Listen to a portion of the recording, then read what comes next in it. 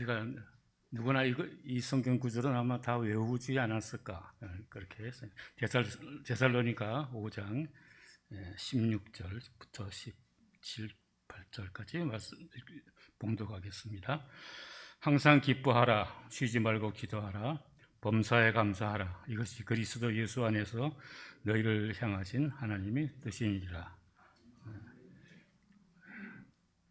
오늘 높은 음자리가 아니고 낮은 자리 교회의 목사님으로 심우하시는 박기현 목사님, 예수님 믿어 즐거운 인생, 상당히 기대가 되는 그런 말씀 제목인 것 같습니다. 나왔을 때 우리가 할렐루야로 화답해 주시면 고맙겠습니다.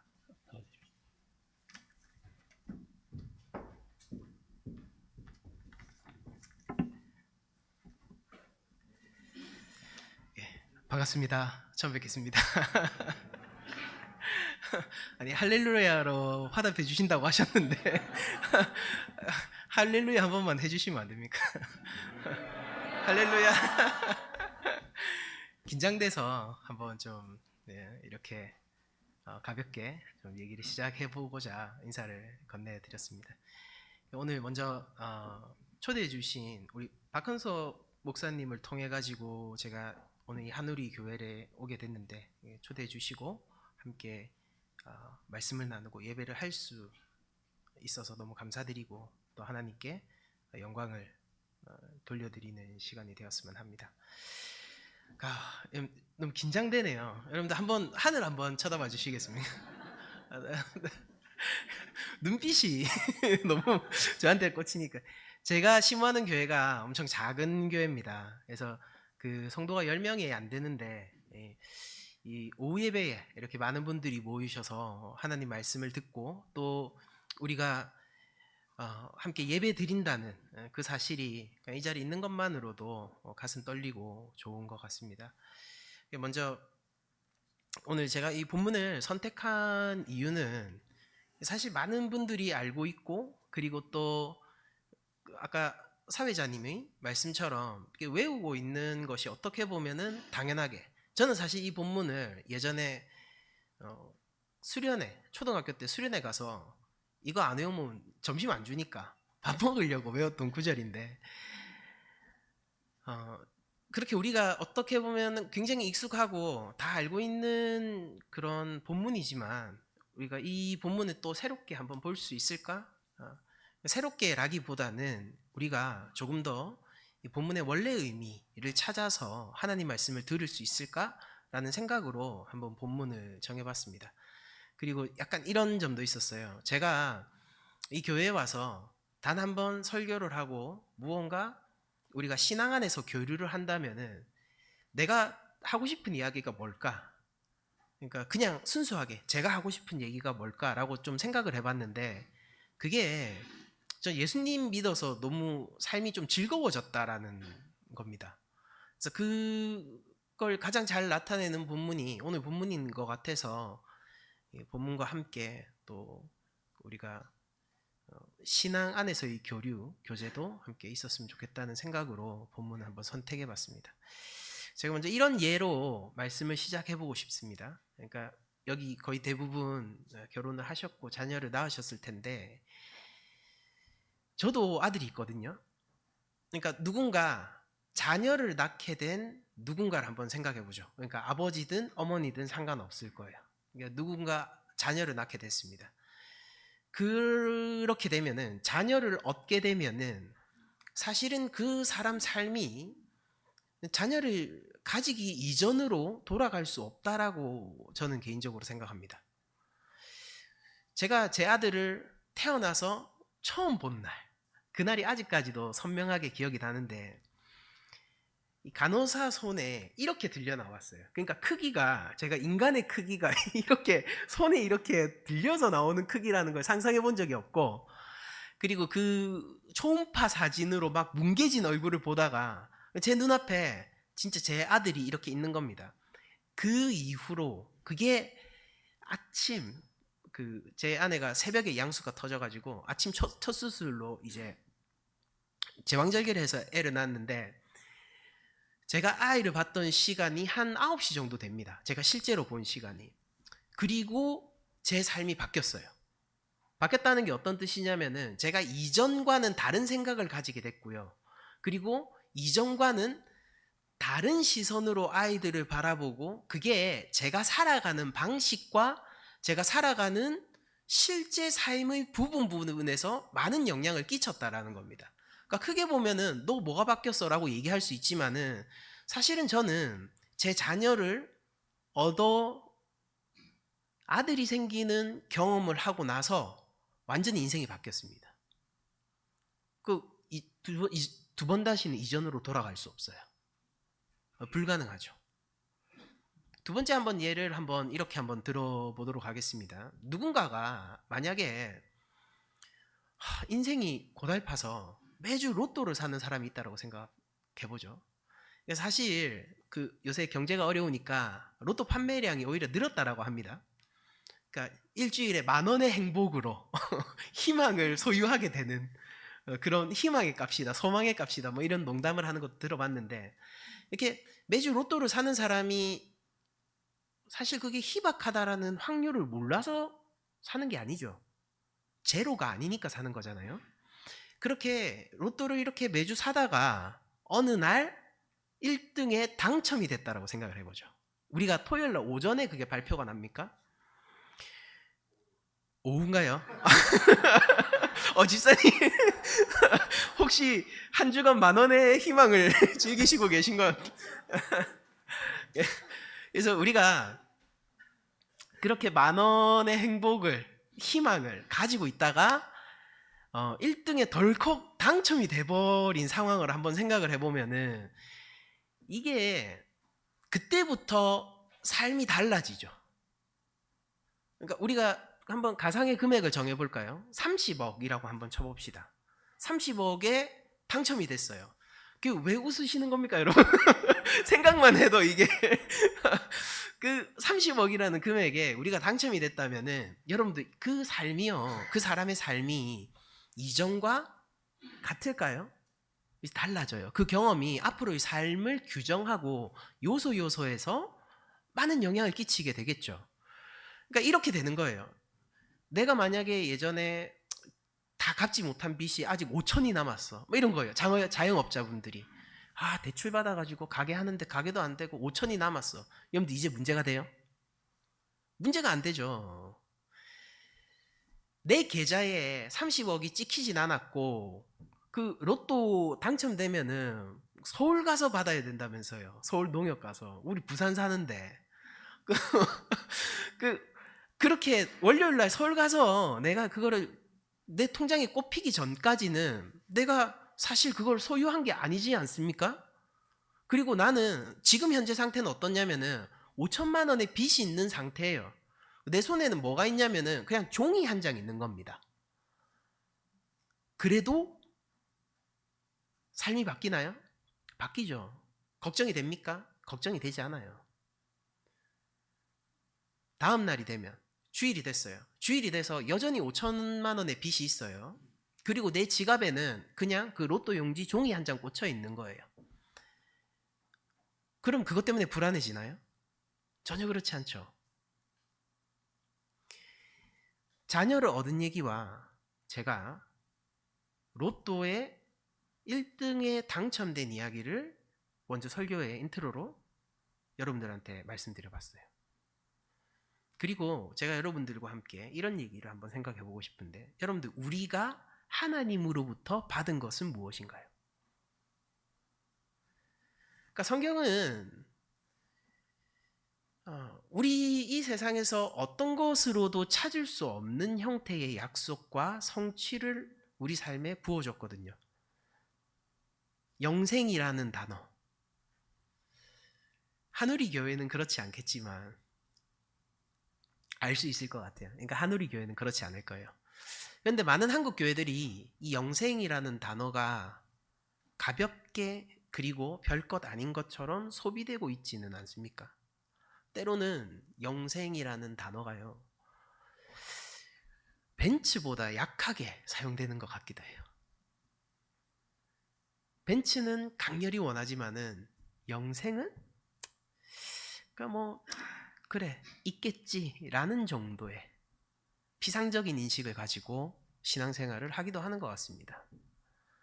왜? 눈앞에 보이기 때문에 벤츠는 그렇게 강렬히 소망할 수 있고 영생이라는 건 눈앞에 보이지 않기 때문에 소망이 되지 않는 건가요? 아니면은 우리가 나이브하게 예수님을 믿는다는 걸 생각하고 있는 건가요? 성경은 우리에게 교회가 기업으로 가진 것이 그리스도다라고 얘기를 해요. 여러분들, 하나님이 우리에게 독생자 예수님을 주셨다라는 거예요. 그것을 위해서 우리 구주께서는 비천에도 처하셔서 이 땅 가운데 오셔서 십자가에 달리기도 하시고 이제 하나님 우편에 앉아 우리를 다스리고 우리의 삶 속에서 우리를 이끄시면서 우리에게 주어진 기업이 되었습니다. 성령님이 우리를 인치셨다라고 성경은 고백하고 있습니다. 이 약속의 인은 결코 흔들리거나 변화되지 않고 우리의 삶 전반에 영향을 끼치고 있습니다. 그러니까 제가 얘기하는 게 성령님이에요. 우리는 30억에 즐거워합니다. 그리고 자녀를 찾은 것으로 즐거워합니다. 그 경험은 우리의 인생을 바꾸죠. 이전과 같지 않아요. 이전으로 돌아갈 수도 없습니다. 그리고 예수님을 믿은 자들도 그러합니다. 우리가 예수님을 믿었다는 것의 의미는 무엇이냐면은 우리 삶이 바뀌었다라는 거예요. 그러니까 이거는요, 여러분들 생각해 보세요. 그냥 그렇게 된 겁니다. 제 자녀를 제가 얻고 그 얼굴을 처음 봤을 때 제 삶이 바뀌었어요. 그러니까 저는 노력하지 않았고요. 바뀌어야겠다라고 생각한 것이 아니라 그냥 그 상황과 나의 아들에게 점령당한 거예요, 제가. 여러분은 30억을 로또 용지를 가지고 있는 사람은요, 내가 빚 때문에 걱정하지 않아야지라고 노력하지 않아요, 여러분. 왜 노력을 합니까?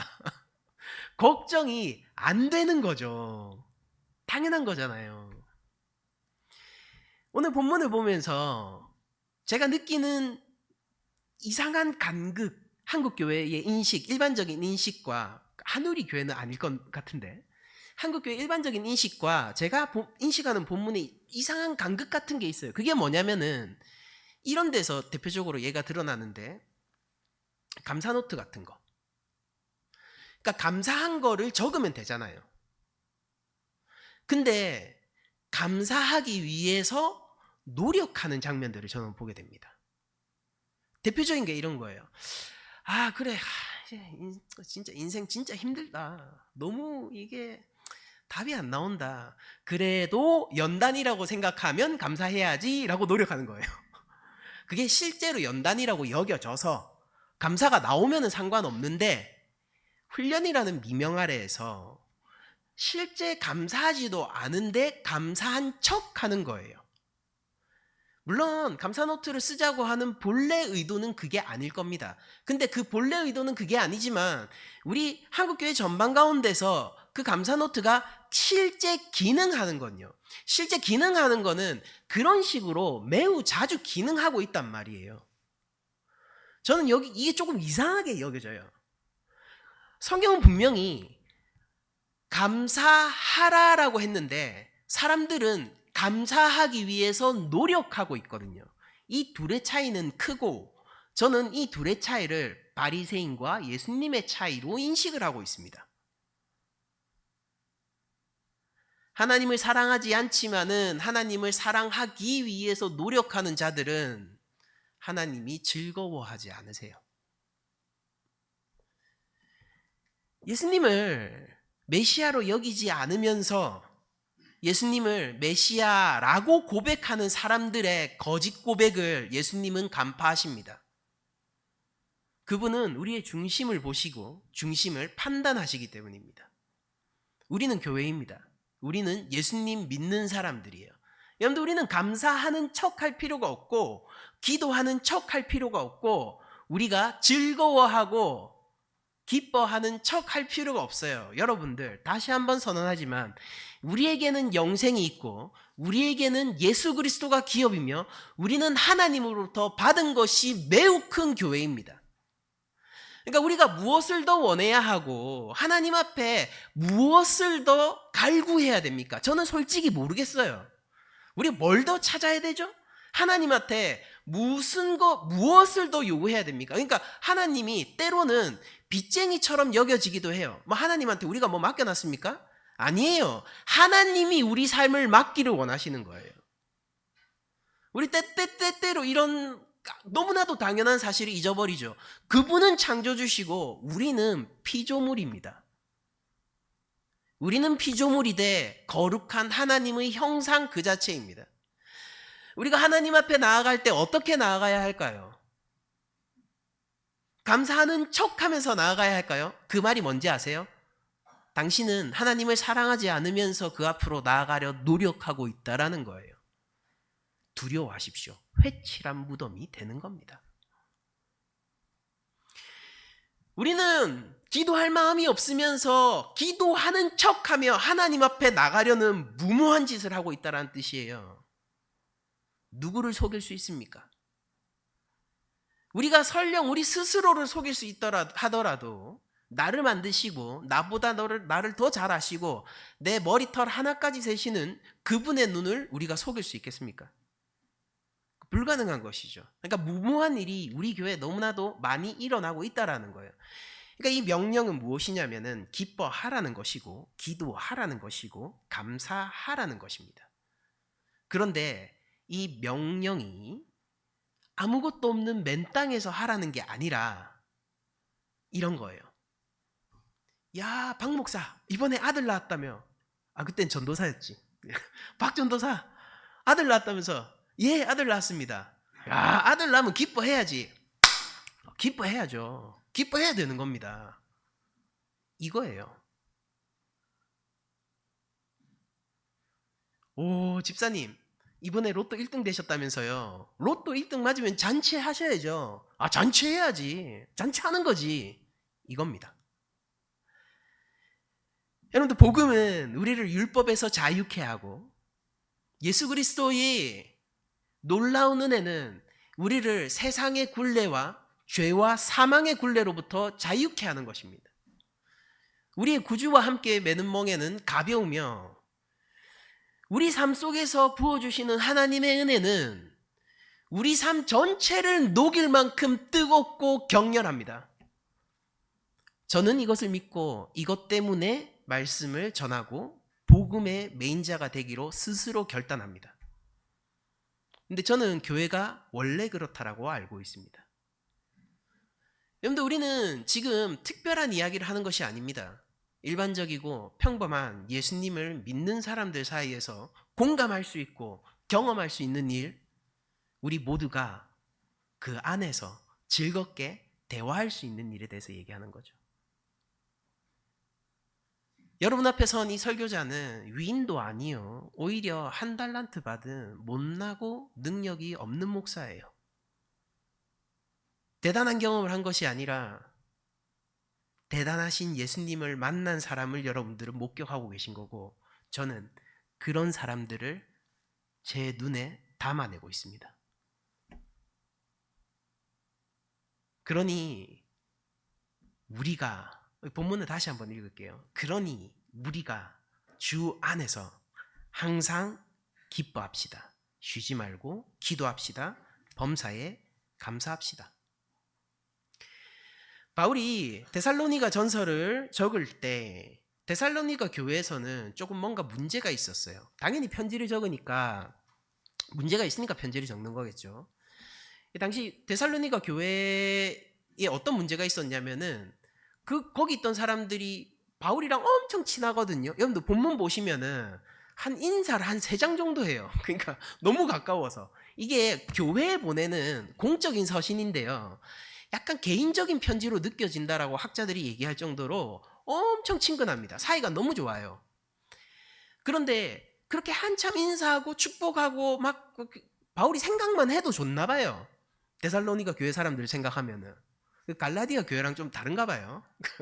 근데 그렇게 막 좋은데 한 4장쯤 가면은 이제 진짜 할 말을 하는데, 그게 뭐냐면은 거기에 예수님이 올라가셨던 대로 다시 올 것을, 예수님의 재림을 믿으면서 그렇게 살아가다가 먼저 죽기 시작한 형제자매가 교회 안에 생겨나게 된 거예요.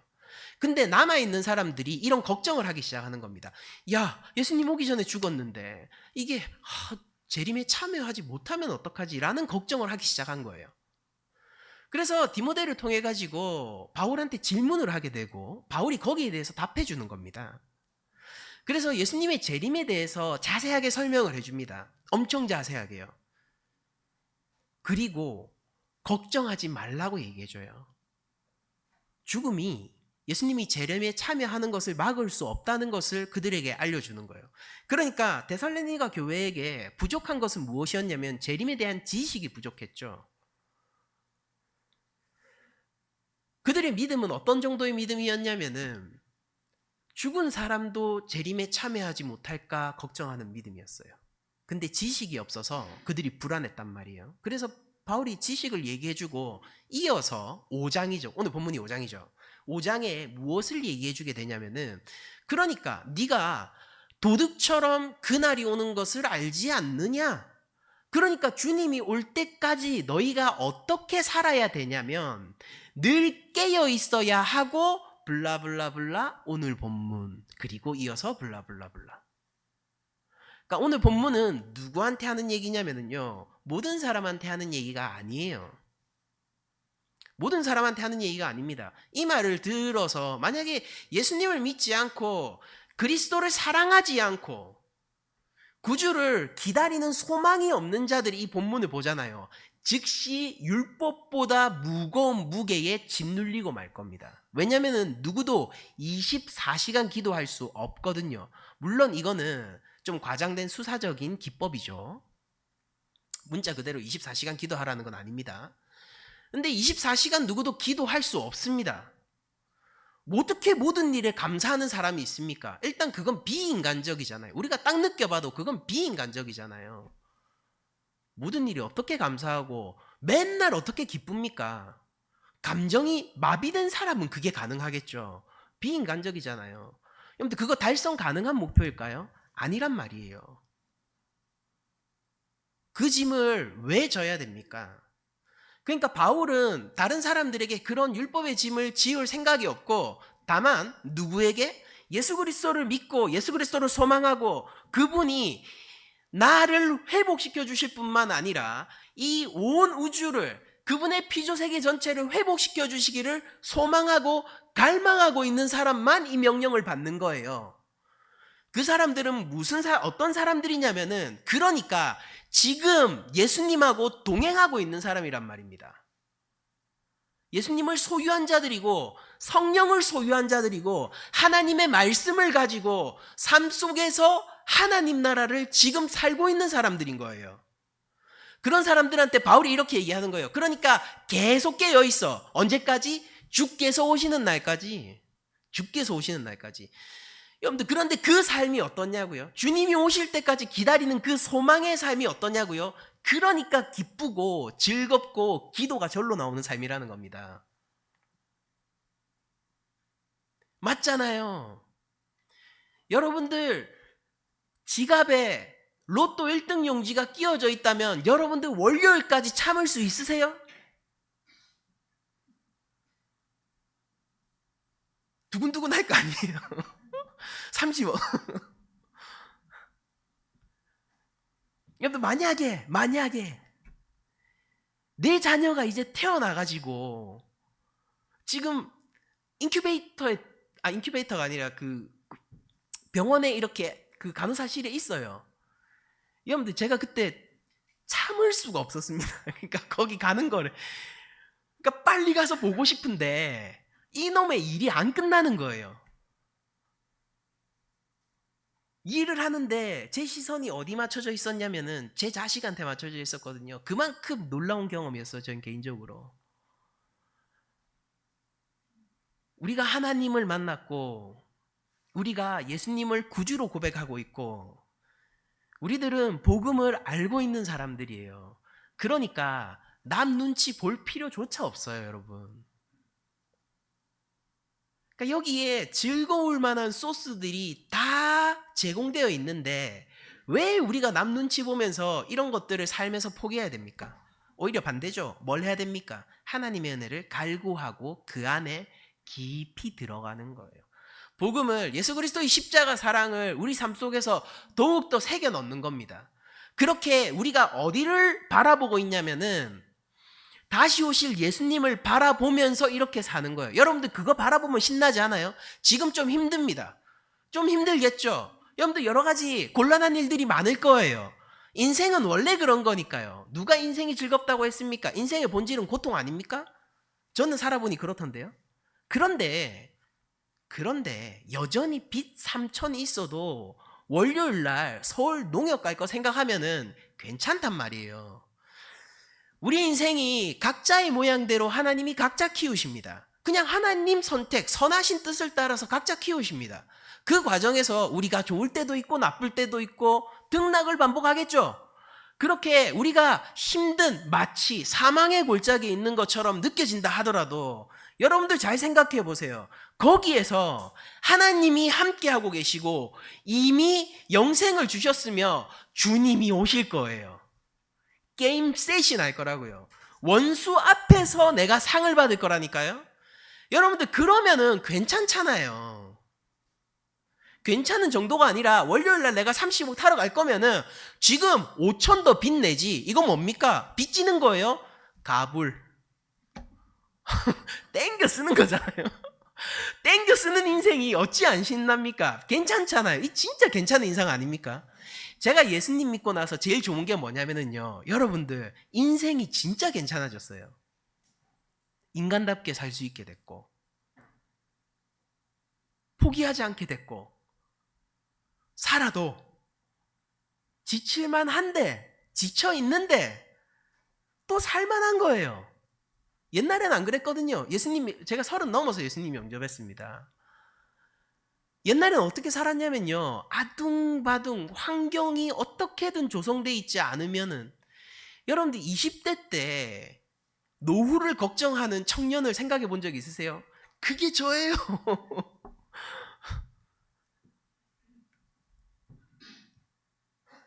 근데 지금 저는 한 달도 장담하지 못하고 살아가거든요. 그래도 괜찮아요. 괜찮다는 게 환경이 괜찮다는 뜻이 아니라 괜찮다는 게 내가 하나님 자녀라는 뜻이고 하나님의 직접적인, 간접도 아니에요. 하나님의 직접적인 케어 아래 내 삶이 놓여 있다는 것을 확신하고 알고 있고 경험하고 있기 때문에 진짜 괜찮아요. 입에 발린 소리가 아니라 진짜 괜찮습니다. 그래서 저는 감사를 해야만 합니다.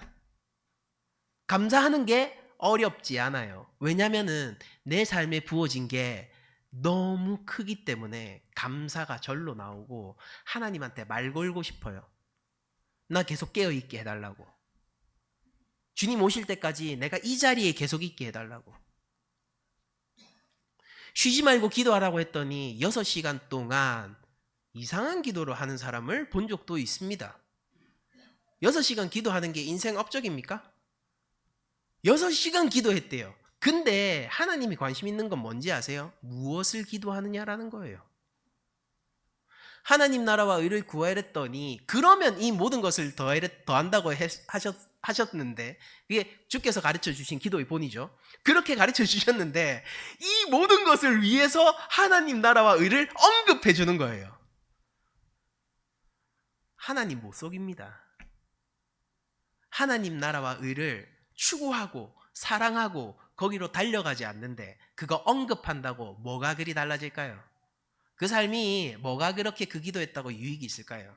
하나님이 다루시고자 하는 영역이 분명 우리 삶 속에 있고 우리의 거룩과 하나님 구원으로 달려나가는 우리의 자녀됨을 하나님이 다루시길 원하는데 나는 하나님 자녀 안 되고 싶어요 라고 기도해봤자 그 기도가 무슨 유익이 되며 이루어지긴 할까요?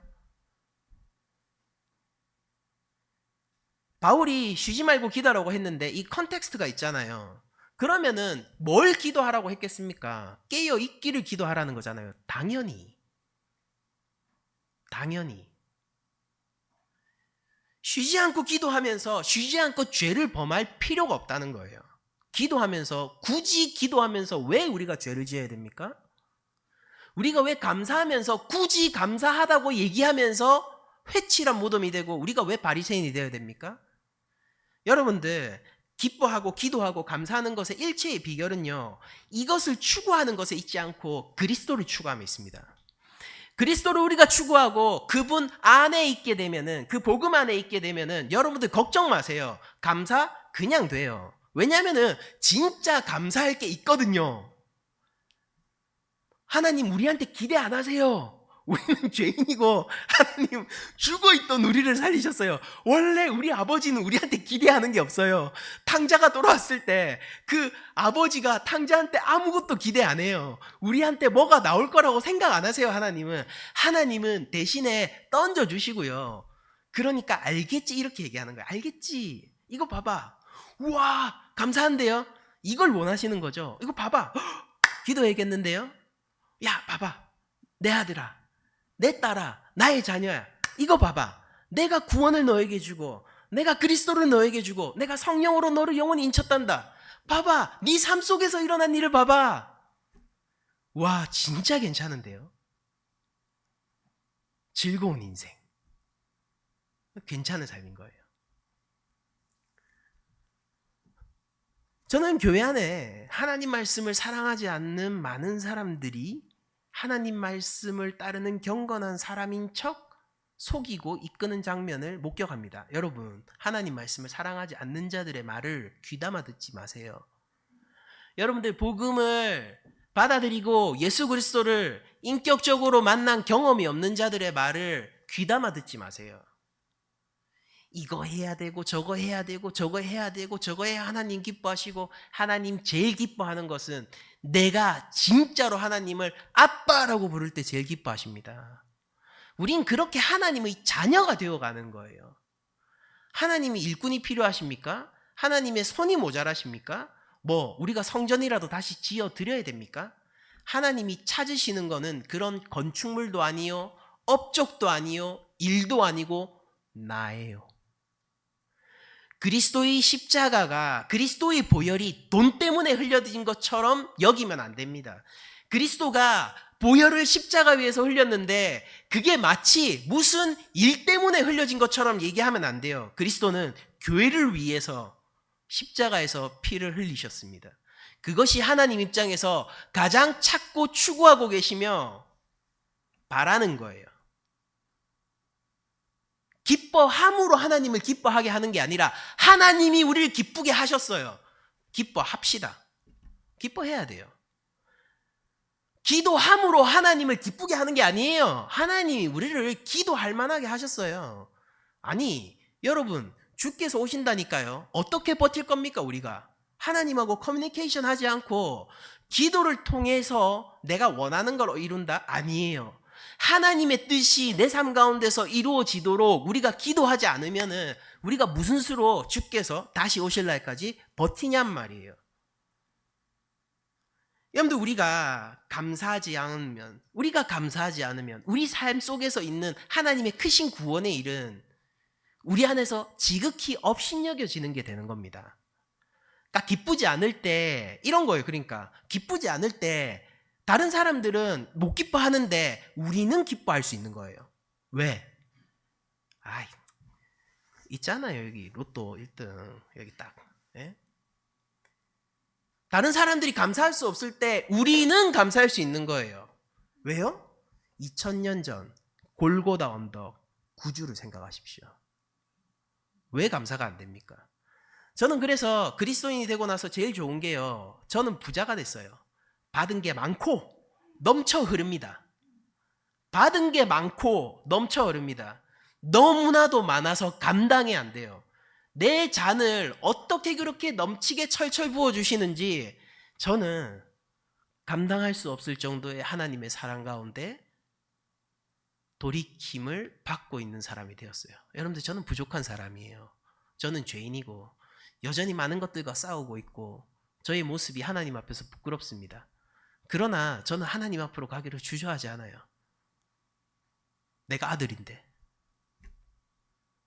저는 하나님이 내 아버지라는 사실이 너무 좋습니다. 예수님을 더욱 사랑하는 게 내 삶의 목표입니다. 구주를 더욱 사랑하길 바랍니다. 저는요, 예수님을 믿는다는 이 말이 교회 안에서 신앙의 출발점처럼 여겨지는 게 너무 싫어요. 비기너 코스가 아니란 말이에요. 예수님을 믿는 건. 그게 출발이자 끝이란 말입니다. 저는 예수님을 믿었고 믿어가고 있고 끝까지 믿길 원하고 더욱더 믿어가길 원합니다. 그래서 오늘 18절의 후반부를 보면은 그리스도 예수 안에서 너희를 향하신 하나님의 뜻이다라고 얘기해요. 하나님의 뜻이 뭡니까? 기뻐하고 기도하고 감사해. 항상 언제든지 어디서나. 이게 하나님 뜻이에요. 근데 누구 안에서? 예수님 안에서요. 그러니까 하나님이 단서를 주셨죠. 바울 사도가 우리에게 단서를 줬죠. 예수님 안에서.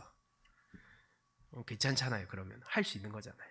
하나님이 우리한테 무리하라고 하셨습니까? 아니요. 모자라요. 왜냐하면 그리스도의 십자가 사랑은 우리가 영원한 하나님 나라에서도 묵상하고 즐거워하고 감사할 제목이 될 거거든요. 우리 인생 정도야. 왜냐하면 그리스도의 십자가는 영원한 하나님 나라에서도 우리를 형제 자매로 부르고 우리를 하나로 엮어 하나님의 백성이라고 얘기할 수 있는 유일한 구심점이 될 거거든요. 그러니까 우리 인생 정도야 감사할 수 있잖아요. 가벼운 거 아닙니까? 우리 인생 정도야 기도할 수 있는 거 아닙니까? 우리 인생 정도야 즐거워할 수 있는 거 아닙니까? 기뻐할 수 있는 거 아닙니까? 그리고 저는 이거보다 괜찮은 인생을 아직 알지 못합니다. 우리가 살고 있는 이 인생요. 좋단 말이에요. 그래서 데살로니가 교회는요, 당시에 이 도시가 어떤 도시냐면은 자연 항구도 있고 그 다음에 이 동서남북으로 이 무역로도 잘 뻗어 있어가지고 좀 많이 발달한 도시예요. 그래서 문화적으로도 엄청 교류가 많고 그리고 경제적으로도 풍족한 도시였습니다. 무슨 얘기냐면은 거기서 이 걱정을 하고 있는 사람들은요, 잘은 모르지만 삶에 무슨 특별한 어려움이 있는 것 같은 사람들이 아니에요. 데살로니가 교회 사람들은. 그리고 이 사람들은 어떤 지역에서 살고 있는 거냐면은 이 데살로니가 지역의 특징이 뭐냐면은 여러 가지 신앙들이 그냥 자연스럽게 교류하던 지역이거든요. 그러니까 예를 들면 이런 거예요. 그리스 다신론, 그렇죠? 그거랑 유대교랑 유대인들도 엄청 많은 도시였다고 해요. 한 10만 명 정도 있었다고 합니다. 당시에 1세기 당시에. 그럼 유대교, 그 다음에 또 이집트 신앙 이런 것들이 다 믹스돼 가지고 약간 문화의 도시처럼 그런 곳이었어요. 근데 거기에서 그 사람들이 그리스도인이라고 핍박받지도 않고 그냥 그리스도인이면 그리스도인으로서 살고 뭐 특별히 충돌이 나지도 않고 뭐 삶이 그렇게 어렵지도 않고 그랬던 이 사람들이요, 내 형제 자매가 그리스도의 재림에 참여하지 못할까 봐 근심하여 사도에게 그것을 고민 상담하는 사람들이에요. 그러니까 이 소망이 뭔지 우리가 한번 생각해 봅시다. 그들은 지식이 없어서 스스로 빠지지 않아도 될 어려움에 빠졌습니다. 근데 한국 교회는 어떻죠? 우리는 지식은 있는데 이 데살로니가 교회와 같은 소망이 없어요. 지식은 있지만 우리 삶에 영향을 끼치지 못하고 주님이 오신다는 사실이 우리를 매일 일어나게 하지 않고 감사하라고 하니까 그리스도에게로 가는 게 아니라 감사해야지로 가고 있고 기도하라니까 그리스도께로 가는 게 아니라 기도해야지로 가는 거. 차라리 지식이 없지.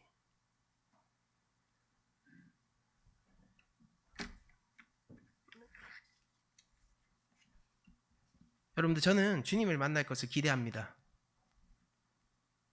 저는 내 주님을 만날 때 듣고 싶은 말이 있어요. 듣고 싶은 말이 있습니다. 누구에게도 얘기해 본 적 없어요.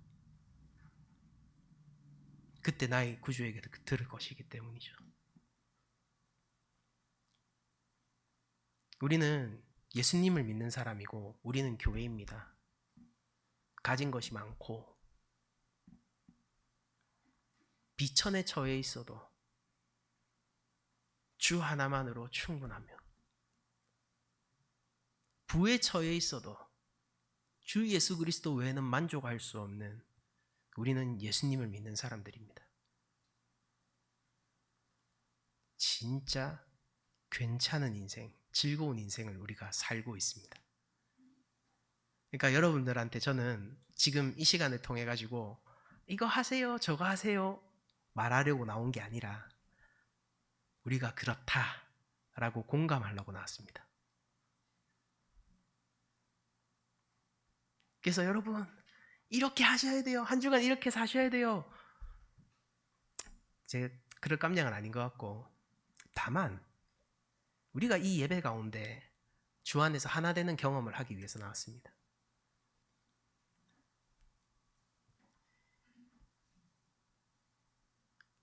우리를 구원하신 주께서 끝끝내 구원을 완성할 그날이 주실 겁니다. 오늘 구주를 만나 살아가지 않는 자가 그날에 구주를 만날 것으로 여기지 않아야 하고, 오늘 하나님 나라를 살지 않고 소망하지 않는 자가 그날에 허겁지겁 하나님 나라 너무 좋아요 라고 얘기할 것처럼 여기지 마십시오. 그래서 오늘 우리가 항상 기뻐합시다. 쉬지 말고 기도합시다. 범사에 감사합시다. 이것이 그리스도 예수 안에 있는 우리를 향한 하나님의 뜻입니다. 한 주간 은혜로운 삶, 그리고 복음 가운데 더욱더 그리스도께로 나아갈 수 있는 삶을 살 수 있기를 축복드리면서 모든 말씀을 마치도록 하겠습니다.